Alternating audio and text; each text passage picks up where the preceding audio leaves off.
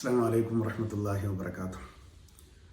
ലോകത്തെ ഏറ്റവും അധികം ചർച്ച ചെയ്യപ്പെടുന്ന ഒരു നാമമാണ് മുഹമ്മദ്. മണ്ണിലും വിണ്ണിലും ഏറ്റവും അധികം ചർച്ച ചെയ്യപ്പെട്ട പറയപ്പെട്ട പേരാണ് മുഹമ്മദ് എന്ന പേര്.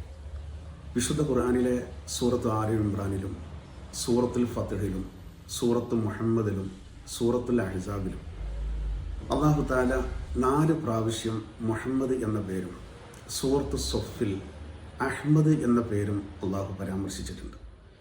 ആദം നബി അലൈഹിസ്സലാത്തു വസ്സലാം അള്ളാഹുവിൻ്റെ അർശ് കണ്ടപ്പോൾ അതിൽ രേഖപ്പെടുത്തിയത് ലാ ഇലാഹ ഇല്ലല്ലാഹ് മുഹമ്മദ് റസൂലുള്ളാ എന്നതാണ്. ലാ ഇലാഹ ഇല്ലല്ലാഹ്ക്ക് ശേഷം കൃത്യമായിട്ട് ഈ നബിയുടെ പേരാണ് ആദം നബി അലൈഹിസ്സലാത്തു വസ്സലാം പോലും കണ്ടത്. മൂസ നബിയുടെ കാലത്ത് മുഹമ്മദ് നബിയുടെ പേര് പറഞ്ഞുകൊണ്ടാണ് യുദ്ധക്കളത്തിൽ പോലും വേദക്കാരായ ആളുകൾ അള്ളാഹുവോട് സഹായം തേടിയത്. ഈ അന്ത്യപ്രവാചകന്റെ പേരിലാണ്. സൂറത്തുൽ ബഖറയിൽ ഒരായത്തിലൂടെ ഈ കാര്യം അള്ളാഹു താല കൃത്യമായിട്ട് പഠിപ്പിക്കുന്നുണ്ട്. വകാനൂ മിൻ ഖബ്ലു യസ്തഫ്തിഹൂന അലല്ലദീന കഫറു. അതുകൊണ്ട് തന്നെ മുഹമ്മദ് എന്ന ഈ നാമം ഇന്ന് ലോകത്തെ ഏറ്റവും കൂടുതൽ പറയപ്പെടുന്നു. ബാങ്കിലൂടെ, ഇഖാമത്തിലൂടെ, അത്തഹിയ്യാത്തിലൂടെ, അതുപോലെ നിസ്കാരത്തിലൂടെ, നിരന്തരമുള്ള സ്വലാത്തുകളിലൂടെ.